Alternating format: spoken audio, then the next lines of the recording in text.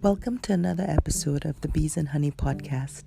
Today we're speaking with artist Lindsey Nobel, who is a native Californian and a beautiful big soul. She's a Burning Man community resident for 10 years, and her work reflects a vast amount of creative input, not just from that community, but also from technology and from science. Her dad is a doctor and her mom is not a stay-at-home mom. She's actually a huge businesswoman. But Lindsey is a great visual artist. She does both sculpture and painting, mostly abstract work. And she talks to us about her latest residency in Venice during the Biennale, as well as her travels and her time as an artist in New York, living in the Chelsea Hotel. I hope you enjoy this episode. New York from LA.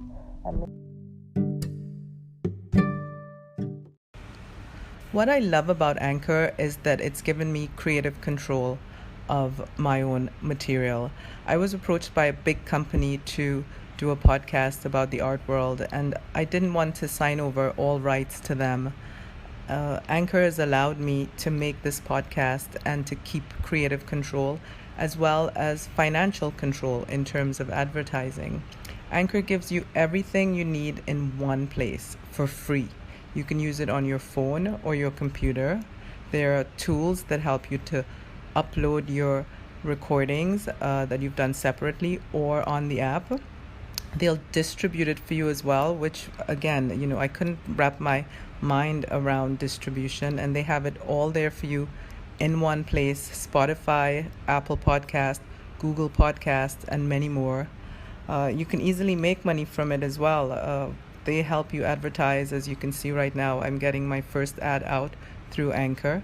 And all you have to do is download the app or go to anchor.fm to get started. Good luck with your podcast and getting your voice out there and owning your content. Hi, today we're with Lindsey Nobel, a native Californian artist who is visiting for a while. And I've known Lindsey for many years, and she has a lot of great work and has done a lot of great things for people. She's a real people person in a genuine way, not... Anyways, here we go. Lindsey, tell us a little bit about your work and how you're progressing these days with painting and etc. Hi.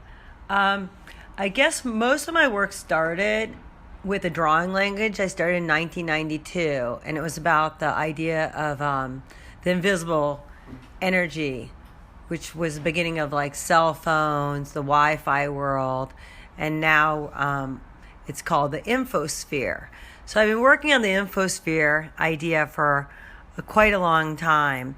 And the drawings have progressed into sculptures, which I just did a fountain in Casa Novio, Italy, which will be really exciting because they're doing it outside Caroline Schemann's memorial, like a chapel for her.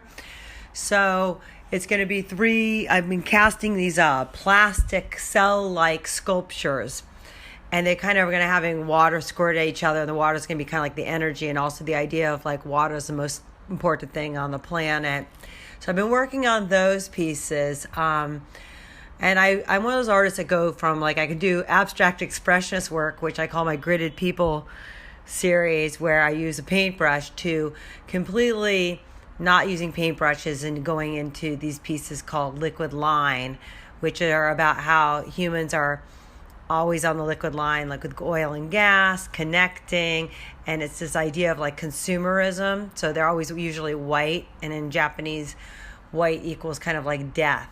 So it's also they're about creating awareness about that kind of situation. So my work goes from kind of over connection of humanity to how we can help things, to environmental problems such as plastic in the ocean, to overuse of telephones, like there's no such thing as a one-handed person anymore, we're on the screens, to how people's brains are literally shrinking because of all this bright light from cell phones. So making people aware of brain activities and things like that.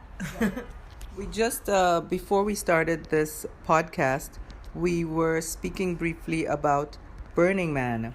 And I just wanted to see your point of view in terms of this. It's not a festival, it's more a community. How has this influenced your work, or how has it, what do you think Burning Man does for the art community? I know you met a really good friend there recently, so that's a gift of Burning Man in and of itself.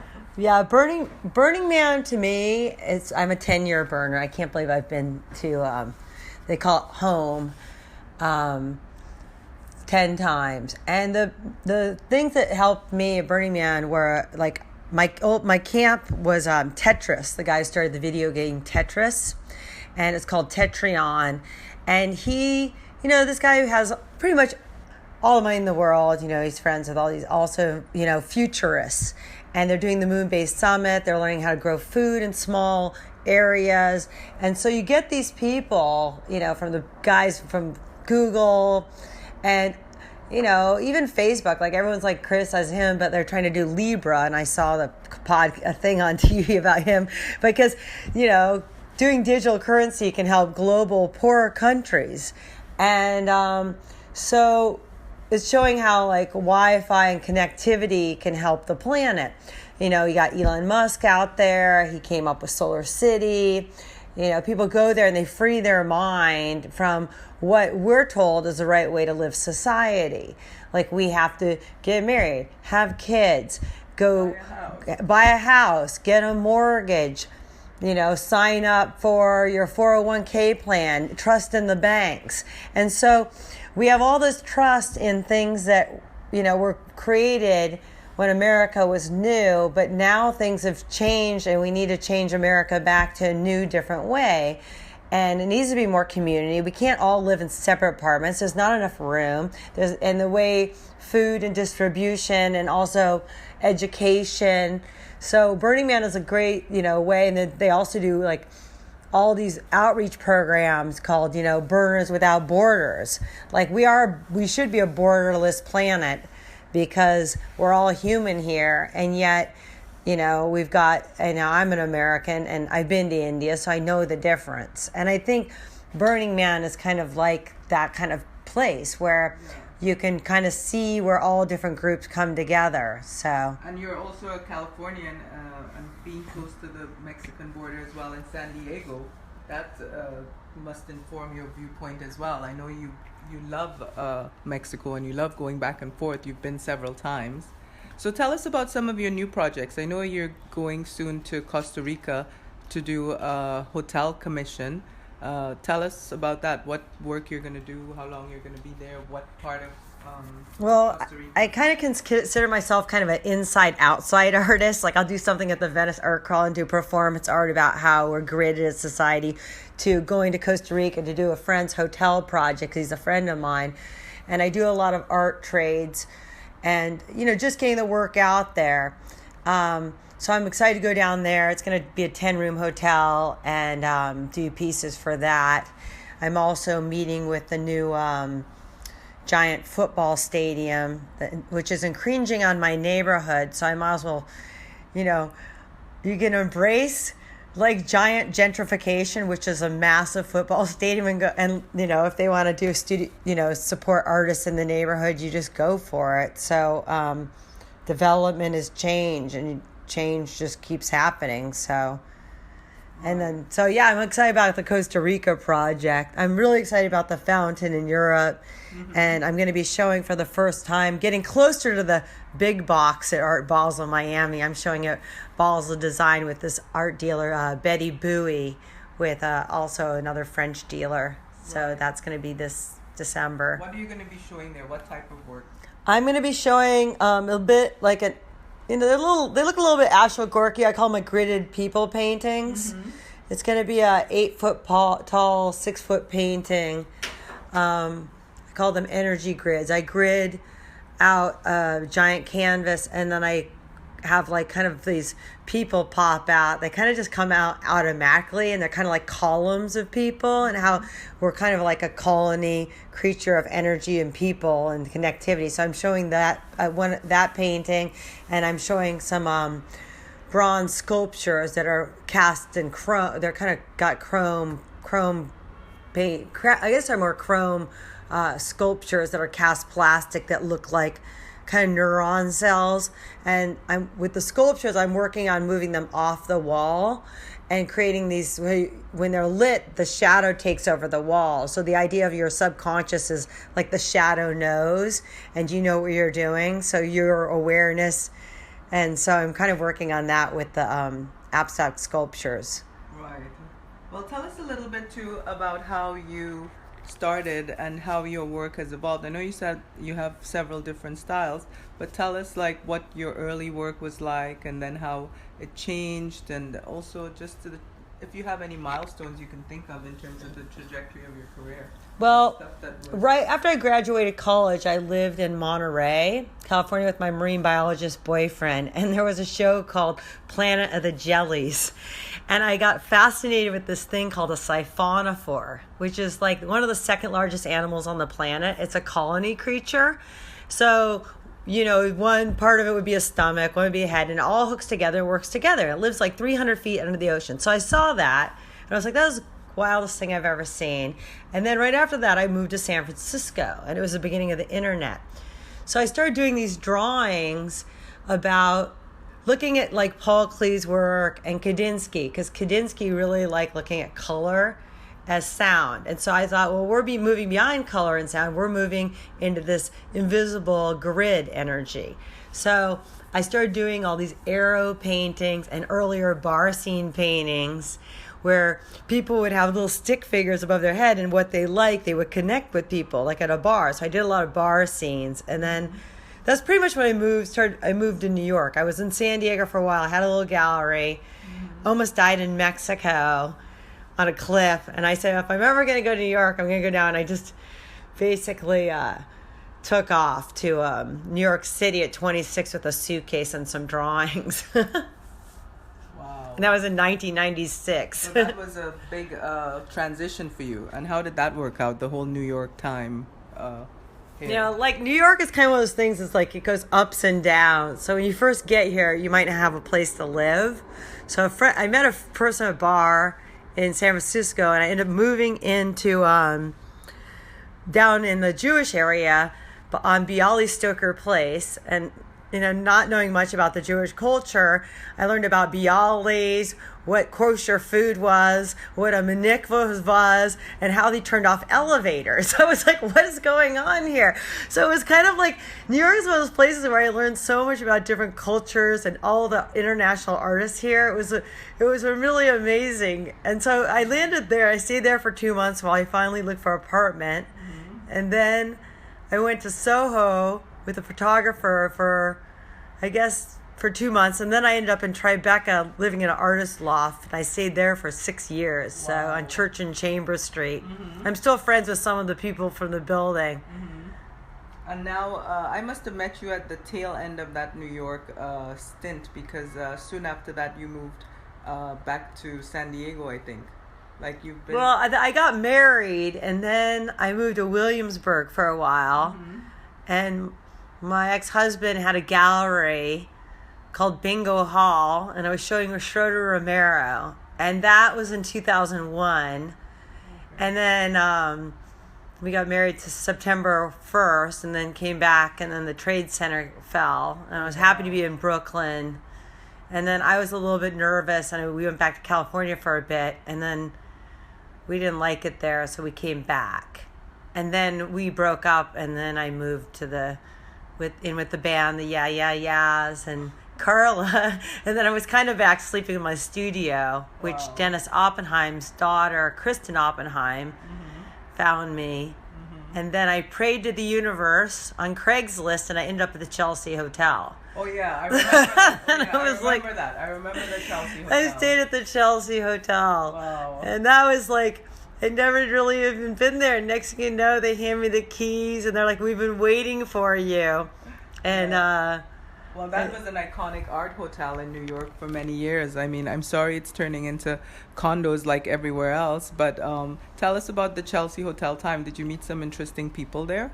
Oh my God, the Chelsea Hotel it was amazing. We had Julian Schnabel's daughter, Lola. She was on the top floor. Mm-hmm. Dee Dee Ramone was still there from the Ramones. Ethan Hawke was there. Mm-hmm. And it was back where you just you didn't even want to leave the building. It had this crazy energy feeling. Yeah. And I never thought there were ghosts until I think the fifth night I was sleeping there. And I swear William S. Burroughs invaded me and we had a conversation and he was floating above me and I was like, I told him, I introduced myself. I'm like, hi, I'm Lindsey Nobel. I know you're William S. Burroughs.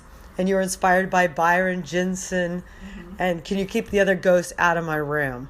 And then, I don't know if it really happened, but I swear, I've had a lot of weird incidences since. Yeah. And when they had a movie that came out called Chelsea on the Rocks that I was in, that Jen Gation did, her dad did the Limelight and things like that. And she was a producer. And the one of the ladies, because it was a hotel, live-work hotel place. And basically, it was just an interesting place. Yeah. It was how did I end up there? All the phones hooked together and energy, frequency, and it was vibration. Energy, frequency, and vibration. Yeah. And we'd hang out. Norman was on the roof. And we'd have these parties, and you didn't even want to leave. Yeah, no, it was a world unto itself. Yeah, I remember the roof. I remember some of the people actually still have places there. Some people who live, they went to court basically when the new owners bought the place, and they're still based in the Chelsea Hotel. So tell me, what are the plans for the future? Where do you see yourself? I know you have one studio in Inglewood right now. You said you might move downtown, and what do you think you're doing for the next few months or years? I know you have a lot of travel in the works, but what's coming after the travel in terms of creation work? What do you have in mind to make next? Well, I'm building a studio as well as having a place in Los Angeles in kind of the countryside in Santa Barbara, on my friend's avocado farm, because I feel like I've really limited myself by only using acrylics. Because when you live in your studio, you don't want to get crazy into solvents. So I see things getting a little bit more layered and edgies, and taking the drawing language, which I've been developing and developed into stronger painting. And I'm also applying for the Joan Michel foundation thing in New Orleans. I had a meeting with them, so I might go down there. I like doing residencies, just to go do things like that. So I'll apply to some more residencies. And just I just got a new dealer, and she wants to do a solo show in India, in Delhi. So hoping to go to new areas where I've never really shown my work. Yeah.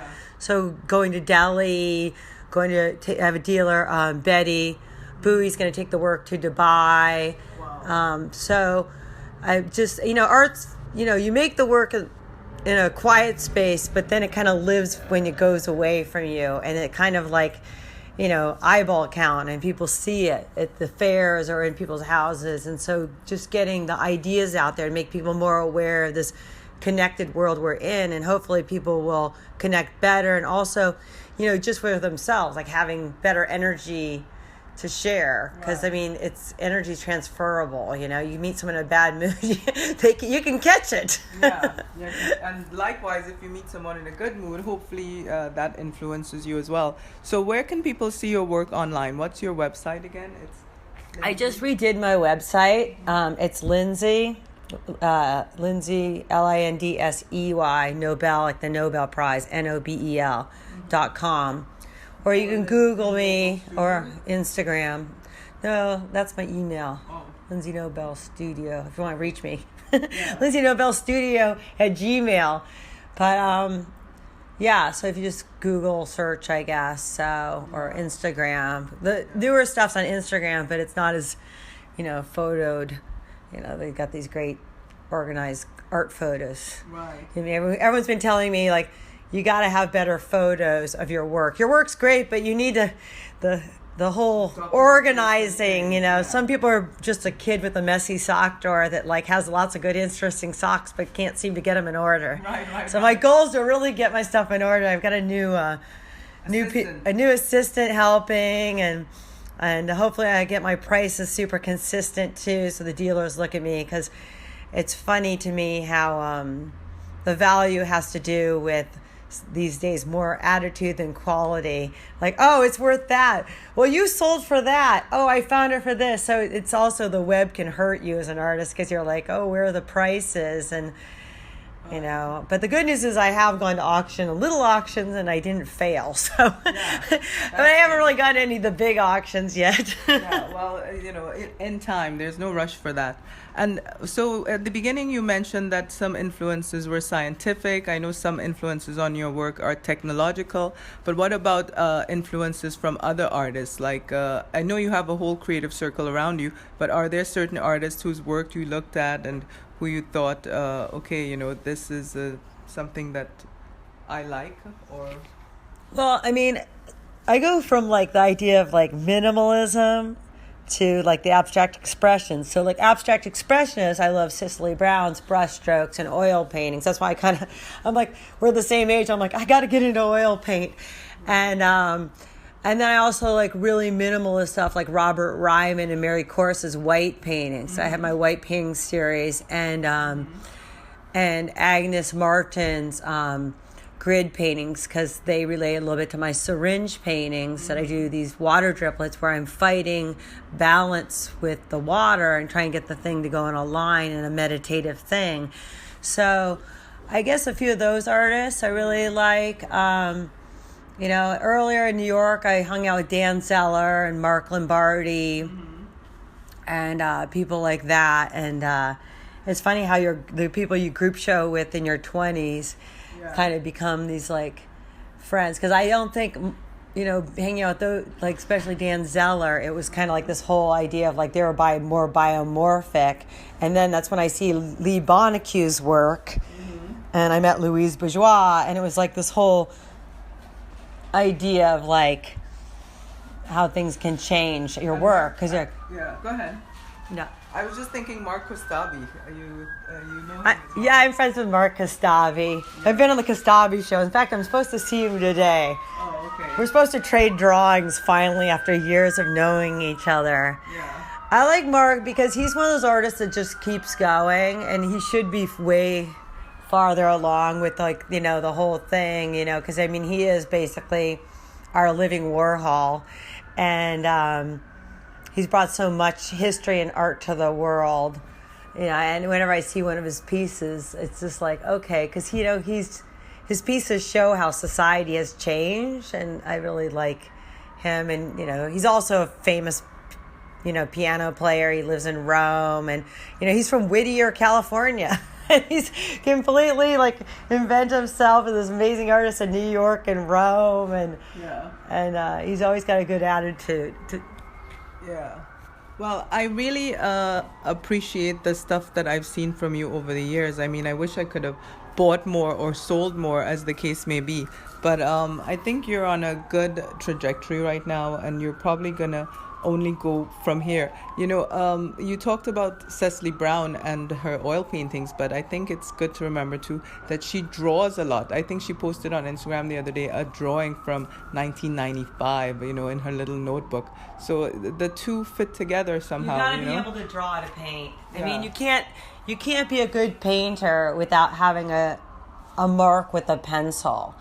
And the mark with the pencil is the beginning of all your drawings. So, I mean, the whole idea of like just going, I'm going to paint, but no basis and past history.